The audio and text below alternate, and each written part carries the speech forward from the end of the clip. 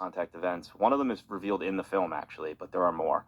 Several of the people in my film talk about an event that happened at Halleman Air Force Base where 2 non-human crafts approached the base, one landed, beings walked out and interacted with Air Force officials and CIA officials.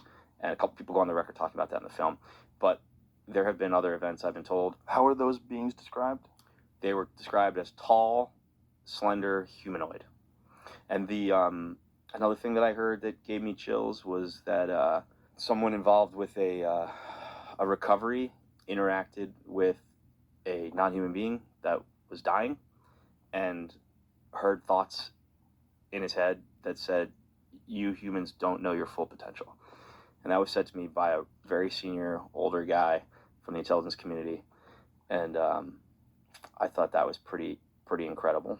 Also, just the extent to which the legacy program is real. This isn't like 50 guys, sitting in a quiet, dark room. You're talking about a massive program with thousands of people going to work every day and dealing with this.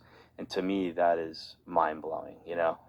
The guy next to you at the pizza place, on a Saturday night might be working on this during the day, Right. The guy who, the other father at your kid's Little League game. Yeah. This is what he deals with, right? The fact that is a thing, and we had a similar dynamic for the Manhattan Project. There were all these people working on it, and they kept it secret, right? And their neighbors and friends didn't know. But this is that on steroids. So, after the Manhattan Project, which had a budget in the billions, this situation arose, and it had to be even more secret than the Manhattan Project, because the Manhattan Project, we found out in hindsight, leaked, right? There were moles.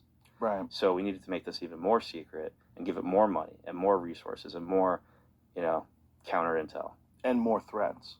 Which is counter intel, yeah. Yeah, I mean, threats if you reveal those secrets. But it's like the more this stuff gets discussed, the more I go back to what Lasar said. Because what Lasar is describing from the 1980s is exactly what these people are saying now. They've had these things, they've been trying to figure them out, they've been working on them. At least in the 1980s, they hadn't totally cracked it yet.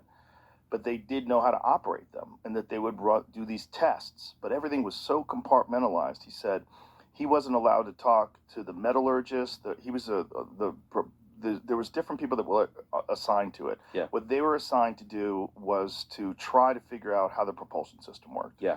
And then there was other people that were assigned to try to figure out how the metallurgy was formed. Because whatever it was seemed like it was 3D printed. It didn't have any seams. Yeah. And when he talks about it, it sounds exactly like what people are talking about today, which is really bananas. Yeah. Because this is late 1980s, and he's the first guy to crack through with this stuff. Yeah, everything is so, in that secret program, everything is so siloed out where you could have one team of defense contractors working on one thing. They're not even told it's from an alien spacecraft. They're just told, here's the thing. It might be Russia, it might be China. Tell us how it works. Right.